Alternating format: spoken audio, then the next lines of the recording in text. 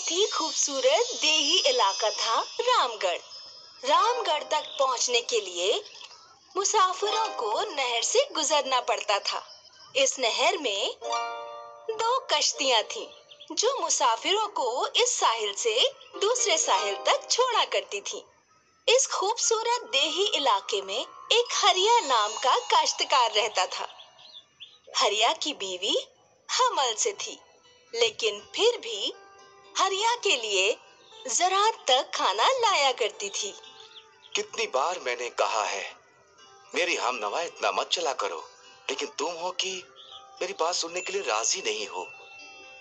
सुन ली आपकी बात, लेकिन मैं जरा चल लूंगी तो कद से कम ना हो जाऊंगी और आपको खाना भी तो खिला पाऊंगी। दोनों मिलजुल कर ही खाना खाया करते थे। चंद दिनों बाद हरिया की बीवी ने दो हम शक्ल बच्चों को पैदा किया और उन्हीं लम्हात वो अपनी जान गंवा बैठी। मीरा के संयोग पर देही इलाके के लोग हरिया के घर तशरीफ लाए। हरिया, हमें बेहद अफसोस हुआ कि कमसनी में तुम्हारी बीबी अल्लाह को प्यारी हो गई। हरिया, अभी तुम्हारी उम्र ही क्या है?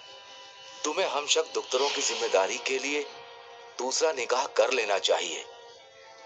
नहीं सरदार जी, मेरे लिए मेरी ये दो बेटियां मेरा जहां हैं। मैं इन मासूमों के सहारे जिंदगी बसर कर लूंगा।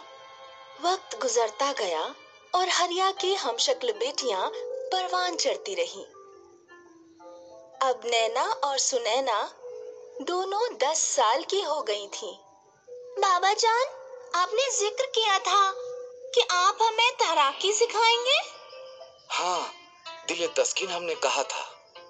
तो आप हमें कब तैराकी सिखाएंगे? मेरी प्यारी, काश्तकारी का बेइंतहा काम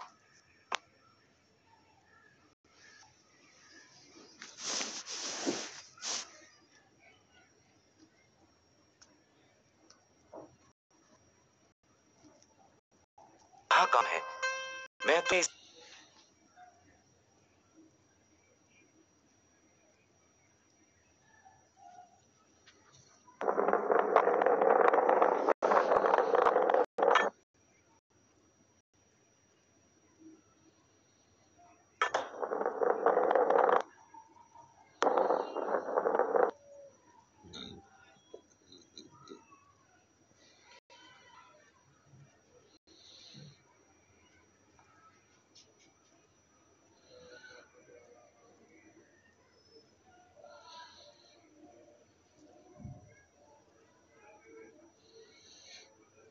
इतवार को तैराकी सिखाऊंगा। इतवार पक्का ना? अब हाँ हाँ बच्चों, वादा है। हरिया अपने वादे के मुताबिक नैना और सुनैना को लेकर नहर पर गया और वहाँ पहले हरिया नहर में उतरा। अब देखो, बड़े इत्मीनान से अपने हाथों और पैरों को ऐसे चलाते रहना है। तवज्जो दो। नैना और सुनैना ने हरिया को बड़े ही तवज्जो से तैराकी करते हुए देखा। चलो नैना, अब तुम कोशिश करो। नैना ने डरते हुए कोशिश की। फिलहाल डर खौफ से नैना तैर नहीं पा रही थी। फिर धीरे धीरे समझने लगी। इसी तरह फिर सुनैना ने भी कोशिश की और जल्द ही दोनों को तैरना आ गया। फिर क्या था, हर दिन नैना और सुनैना अपनी तैराकी का मश्क करने आती। चंद दिनों बाद हरिया सरदार के पास गया। तब सरदार जी, मुझे नैना और सुनैना का पैदाइश का दाखिला चाहिए। वो तुम्हें मुहैया करा दिया जाएगा, लेकिन तुम पैदाइश दाखिले का करोगे क्या? मैं दोनों को देही इलाका के स्कूल में तालीम दिलाना चाहता हूँ। तुम अपने दुख्तरों को तालीम देना चाहते हो। हमारे देही इलाके की तो कोई लड़की तालीम हासिल करने नहीं जाती। तुम देहात की रिवायत को खराब कर रहे हो। कल से तो सभी लड़कियां बोलने लगेंगी कि हमें भी तालीम हासिल करनी है। तो घर और काश्तकारी का काम कौन करेगा? आप जो भी सोचे सरदार जी, मैं अपने दुख्तरों को तालीम दिलाना चाहता हूँ। आप उनका मुझे पैदाइश दाखिला दे दीजिए। सरदार ने कुछ किताबें निकाली और हरिया को नैना और सुनैना के पैदाइश के दाखिले दे दिए। अब नैना और सुनैना नहर पार करके तालीम हासिल करने स्कूल जाती थी। हरिया बहुत खुश था। एक दिन की बात है, नैना और सुनैना नहर पार कर रही थी। तभी उन्होंने देखा कि सरदार दूसरी कश्ती में तन्हा आ रहे हैं। अचानक कश्ती का तवाज़न डगमगा गया और सरदार नहर में गिर गए। बचाओ मुझे, कोई मदद करो, कोई बचाओ मुझे, कोई मदद करो, कोई तो मुझे बचाओ। नैना और सुनैना ने चंद लम्हों में कुछ भी नहीं सोचा और उन दोनों ने नहर में छलांग लगा दी। वो गोताखोर बन सरदार के पास गईं। दोनों ने सरदार को सहारा दिया और नहर के साहिल पर ले आईं। साहिल किनारे चंद लोगों ने सरदार के सीने को दबाकर उनके जिस्म से आग बाहर निकाला और आखिर सरदार की जान बच गई। उन्होंने नैना सुनैना को अपने करीब बुलाया और कहा, तुम लोगों ने मेरी जान बचाई। तुम दोनों वाकई में बहादुर हो। हरिया सही कहता था कि तुम दोनों के होते हुए उसे किसी बेटे की जरूरत नहीं। इस अफसाने से हमने ये दर्स लिया कि बेटियां बेटों से कमजोर नहीं होती हैं और वो हर उस काम को अमल कर सकती हैं जो बेटे कर सकते हैं। सुमेरा दही इलाके के काश्तकार हरीश को अपनी बीवी कंचन से 3 फर्जंद हुए थे।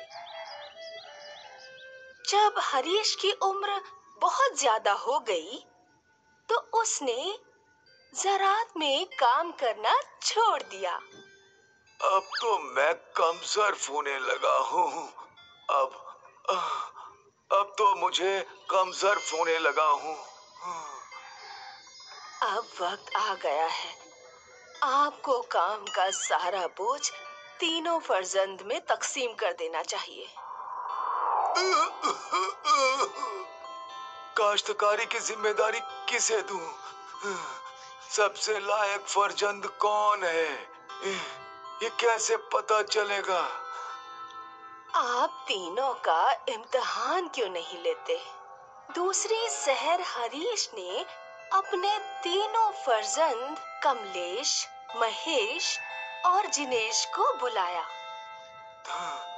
तुम तीनों में से जो सबसे ज्यादा जिम्मेदार होगा, मैं ज़रात उसी को दूंगा। बाबा जान, सबसे लायक मैं ही हूँ। तुम सबसे छोटे हो और कम अक्ल भी हो। सबसे लायक मैं हूँ। नहीं, मैं हूँ लायक।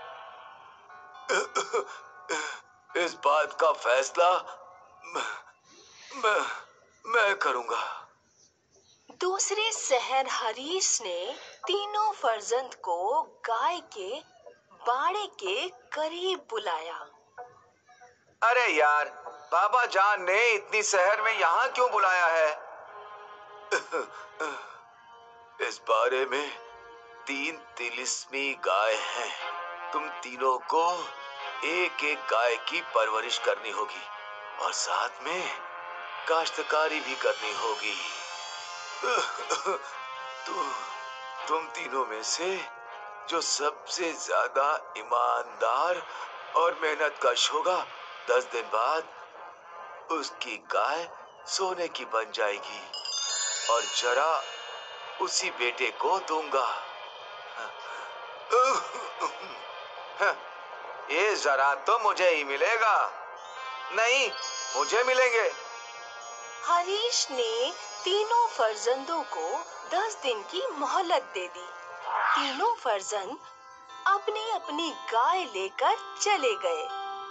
उन्हें दिन भर काश्तकारी भी तो करनी थी और गाय का ख्याल भी रखना था।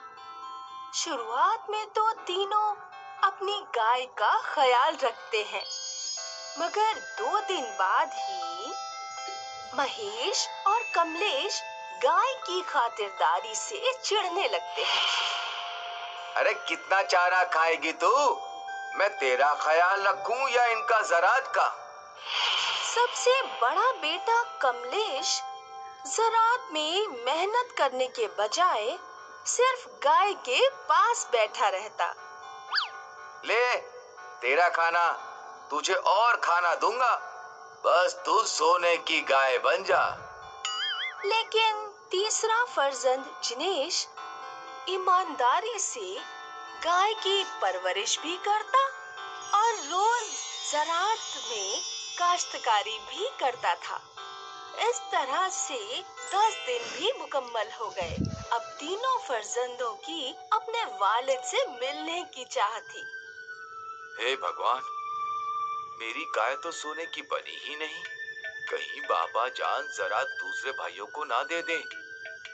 एक काम करता हूँ, इस गाय पर सुनहरा रंग चढ़ा देता हूँ। अरे अरे अरे, रुक रुक रुक रुक रुक, कहाँ भाग रही है? रुक जा रुक जा रुक जा, कमलेश रुक जा। कमलेश की तरह डरकर महेश ने भी अपनी गाय के ऊपर सुनहरा रंग चढ़ा दिया। अरे सींग क्यों मारे? रुक रुक रुक रुक, अभी अभी अभी तेरी पूंछ पकड़ता हूँ। कमलेश और महेश अपनी अपनी गाय लेकर हरीश के पास गए।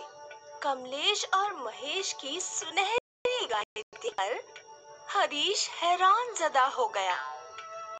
तब जिनेश भी वहां आ जाता है, लेकिन उसकी गाय तो पहले की ही तरह सफेद है।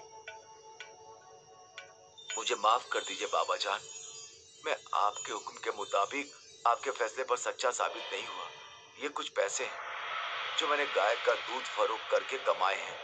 आप ज़राअत को बड़े भाइयों में तकसीम कर दीजिए। हरीश को अब अपना फैसला करना था। बहुत तफद्दुक करने के बाद उसने फैसला किया।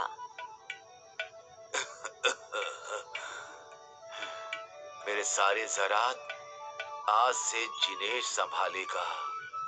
ये सुनकर दोनों भाई हैरान ज़दा हो गए। लेकिन अब्बा जान, आपके हुक्म के मुताबिक सोने की गाय तो हमारे पास है।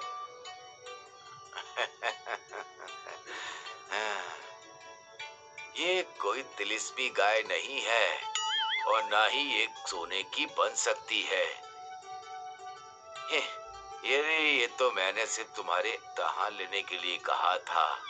तुम दोनों ने अपने मुफाद के लिए मासूम गाय पर ऐसा गंदा रंग चढ़ाया, उसे परेशान कर डाला।